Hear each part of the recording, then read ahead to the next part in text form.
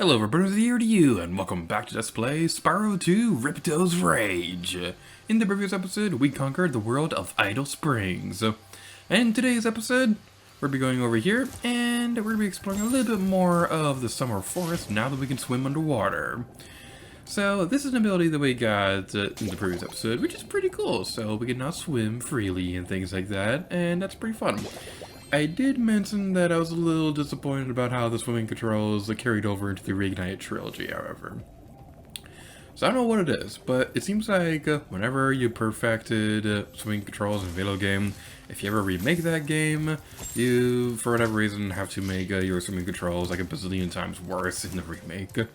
Thankfully, they're still tolerable in this version, like they didn't do any kind of horrible thing like limit your perfect swimming controls to magic or anything like that. Who would ever do such a horrible thing like that?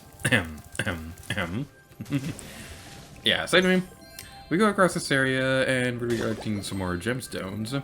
So, let's fast forward collecting the ones within the water, because this might take a couple minutes.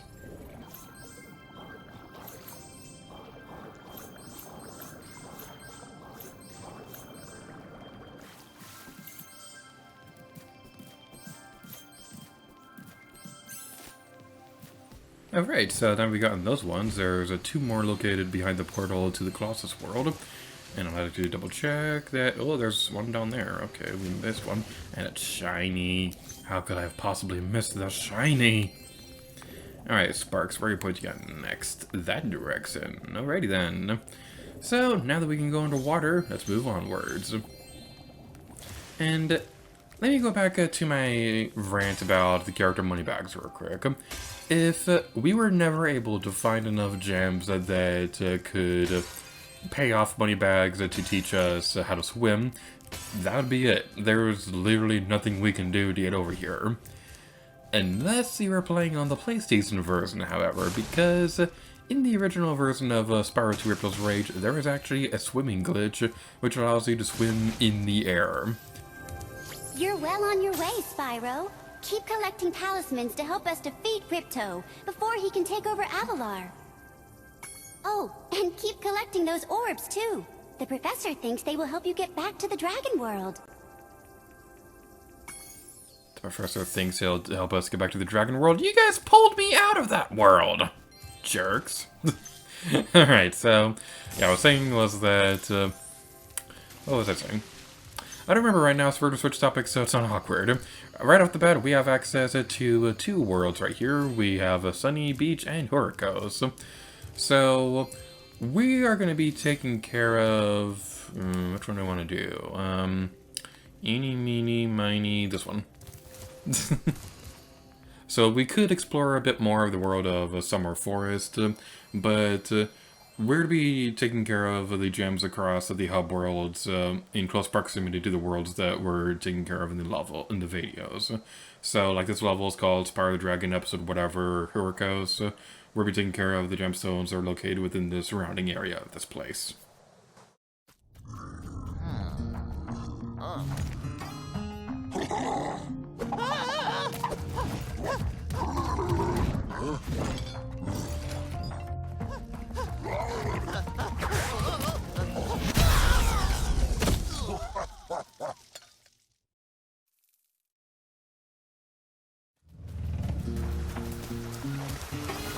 We've always had trouble with the gear grinders, but now they've set up force fields to separate us.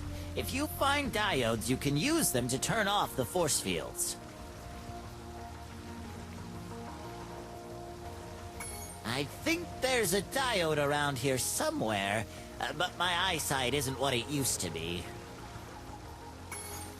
Okay, I apologize if I left the icon on screen for a few seconds after we finished talking. It's kind of hard to tell when you're finished talking, and I have my TV turned down when I'm recording these videos. But anyway, welcome to the world of Hurricos. This right here, we have a new enemy. This is a gear grinder. And something that is very well worth mentioning about this level is something that's going to be coming up in a moment. But first, we have these deities we can collect, or diode, or how we're supposed to pronounce these things. So we go across to this place, and check this out. This gear grinder is orange. He carries around a giant wrench thing, and he has a cute little silver robot companion with him.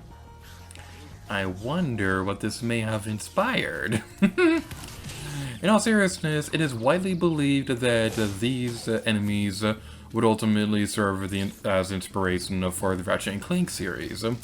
So for those of you who don't know, the company that made this game, Insomniac Games, they were contracted to work on the first 3 Spyro the Dragon games, and they could have continued on with the series if they wanted to, but they decided not to after the release of Spyro 3 Year of the Dragon, because they were kind of feeling a bit burned out with the series and they were kind of running out of ideas, and that's the reason why the Insomniac Games didn't work on anything like Enter the Dragonfly or Hero's Tale or anything like that. So it's a very similar story to what happened after Crash Bandicoot 3 Warped. It kind of seems like the curse of Sony games that you can't make more than 3 games unless you're Uncharted. Anyway, that's not the point. The point now is that the company that made Spyro the Dragon, Insomniac Games, would later go on to work on the Ratchet & Clank series. And because of that, and because you can see enemies that very greatly resemble the main characters from Ratchet & Clank, it's widely believed that these enemies did eventually serve as an inspiration for the main characters of that game. So that's pretty fun. I've never actually played the Ratchet & Clank series myself. I know that they're pretty fun, I think, probably.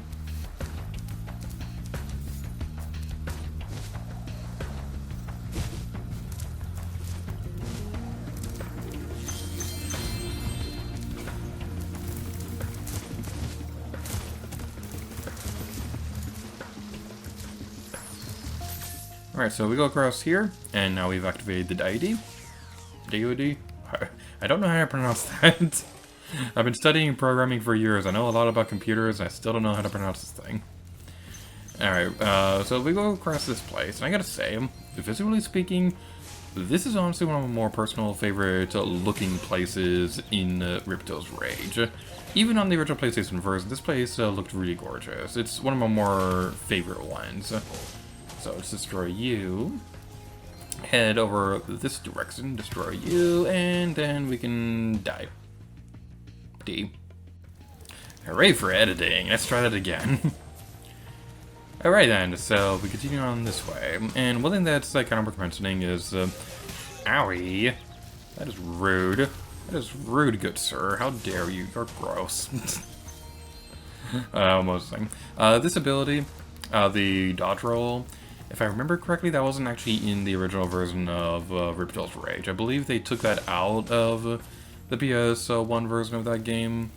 I might be wrong about that, though, because I remember that being the case. I remember when I was trying to do a test recording of the PS1 version of this game a couple years ago.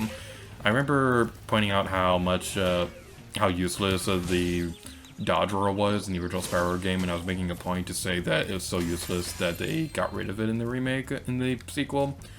But I remember that Year of the Dragon has the dodge roll on the PS1 version, so I don't know. Does the PS1 version of Ripto's Rage have the dodge roll and it just never worked for my version for some reason? I don't know. But what I do know is this is such a pretty game. Just look at all this grass, and you can see the rainbows, and it's partially raining. Ah, this game is just so pretty.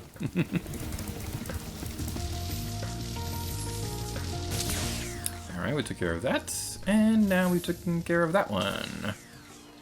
So now both of the electric gates are down, we can collect the gemstones near, and destroy this jerk who would go on to star in a future PS2 game. I really do want to try out games like Ratchet & Clank and Sly Cooper and Jack and Daxter and things like that. I know Green Carbos Gaming absolutely loves the Sly Cooper series. He's wanted to do like a versus of that on the game channel for quite a while, but I keep having to tell him no on that one because I've never played the game myself. But maybe someday.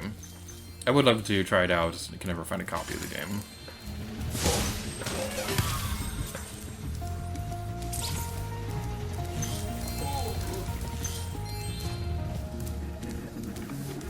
Alright, so how many enemies have we defeated so far? Alright, so if you go into the pause menu, you can see how many enemies you defeated, and it looks like we have enough to go back into that one power-up area, so we'll take care of that in a moment. But as for right now, I want to be very careful so that I don't take damage from these jerks. Might be a good idea to go find a butterfly somewhere around here.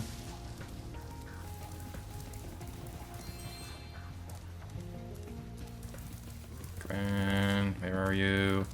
Butterfly. Aha! Magic butterfly!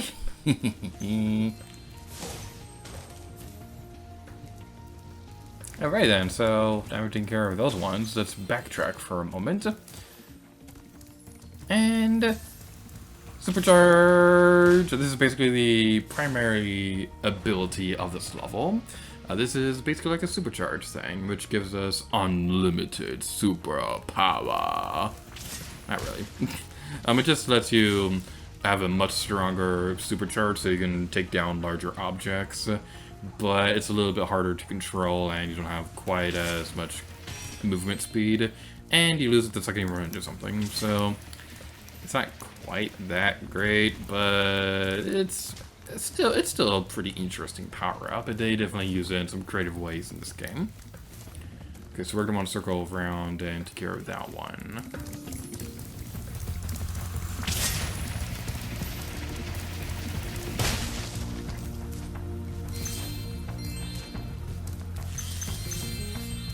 Spyro, do you see that big building over there? The gear grinders are using it to steal our electricity. Please help us by shutting down the machinery inside.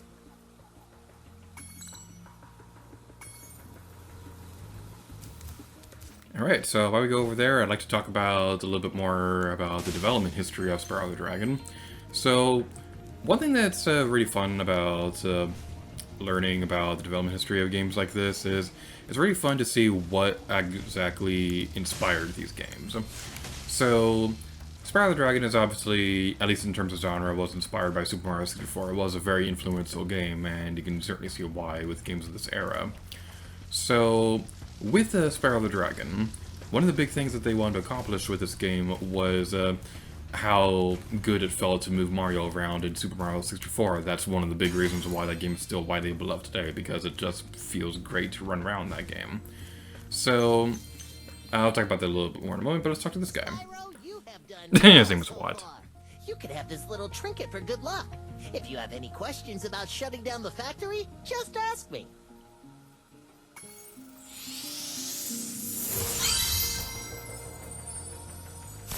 The next glides get tricky. You'll have to use your hover maneuver to make them. Press the action button during a glide to hover and get extra height. Remember to press the action button when you're very close to the windmill, or you won't make it.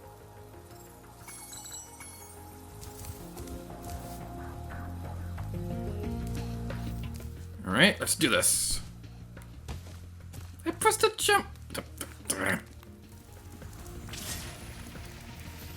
So, because we had to backtrack anyway, I figured it might be a good idea to actually take care of that windmill, so we can have an easier time jumping across that. Might be a good idea. I'm just saying.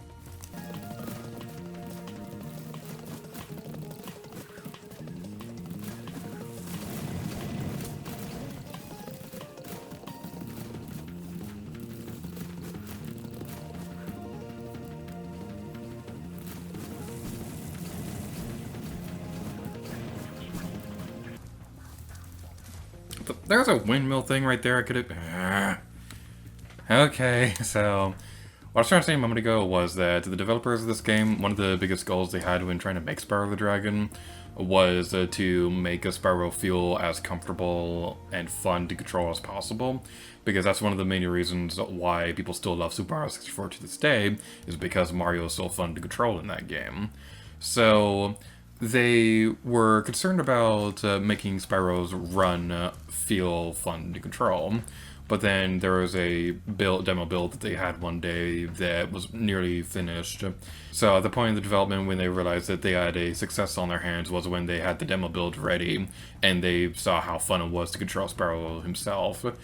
And that's always really fun. It is very important to make sure that your character is fun to play as when you're playing a platformer game. It doesn't matter too much for something like an RPG or something like that, but when you're playing a platformer, especially one as precise as this one, then yeah, it's definitely important to make sure that your character feels so smooth and interesting when you're playing as them.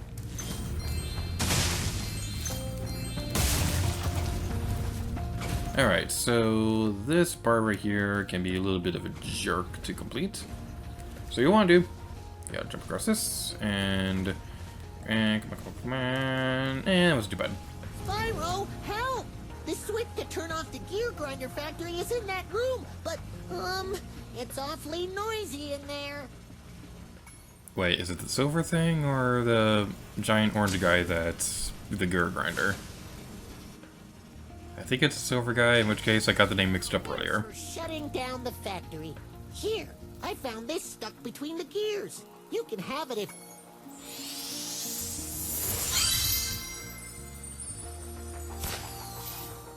We got the, oh man, it's shiny, and it doesn't taste like chocolate, and I'm upset. Alright, so where's the next gemstone? It's gonna be down there.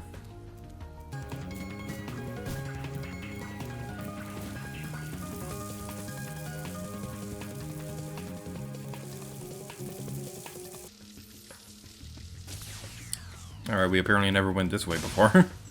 So, yeah, that might be important to go through if we want to 100% this game and collect the talisman for this area. Thank you, Spyro. You've deactivated all of the electric barriers. We've been guarding this talisman from the gear grinders. Please, take it as a reward. But I don't want a talisman, I want pizza. Alright, fine, I'll take your stupid reward over happy. Alright, so we're not quite done with this world yet because we still have some things to collect. So if Sparks is pointing in the right direction, then it seems like there could potentially be a reward somewhere around this area. It looks like it's on the other side of the wall.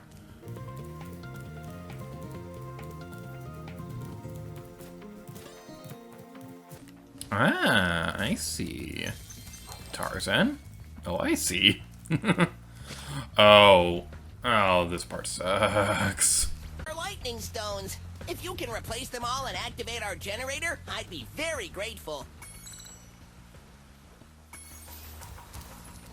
Alright, so with this point, what you want to do is that you want to replace all of these, and, or you can actually defeat the bad guys, and, okay, that, because that works too. Okay, so, yeah, we can activate these things. Basically, you want to keep an eye on the area to make sure that the giant purple globs of doom and destruction or death aren't going to do any purple glob doom destruction things. I couldn't think of a better way to word that. But, yeah, we definitely want to keep an eye on this area, and let's destroy this jerk. Hello, buddy, old pal. And this is going to take a little while, so I'm just going to speed up the footage right here because this part's honestly just really tedious and kind of boring, so I do apologize for this. So, fast forward!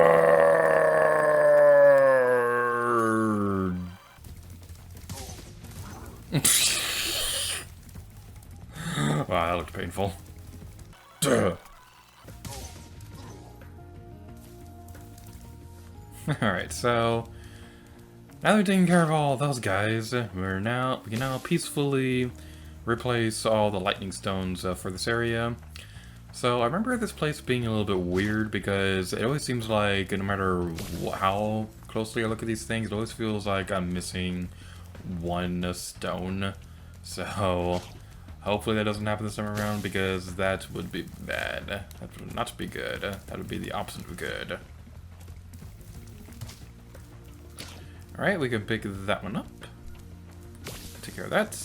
Now, this is a big reason why you want to destroy the bad guys before you put the stones back into these electrical socket things. I don't actually know what these are supposed to be. But, yeah, you definitely want to take care of this because if I remember correctly, the bad guys will try to steal them until they're all destroyed.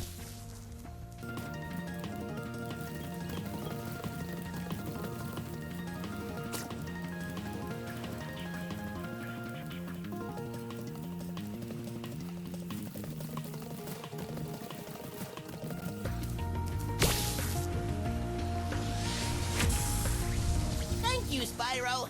I found this shiny thing mixed up with our lightning stones. Please, take it as a reward.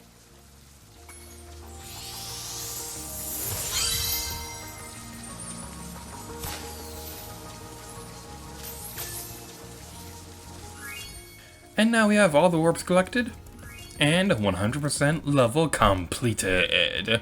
Yeah, we're making progress in this game. Are you making progress in this game? Probably, I don't know, maybe you are playing alongside this Let's Play. But I mean, now we've done that, we're supercharging our way out of here.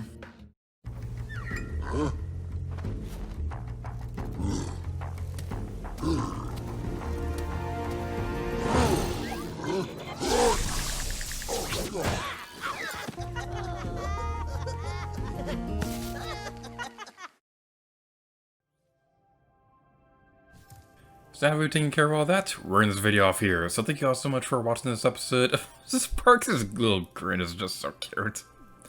Thank you all for watching this episode of Spyro 2 Ripto's Rage. In the next episode, we're moving on towards Sunny Beach. And next time, Lady Gear to you. Oh yeah.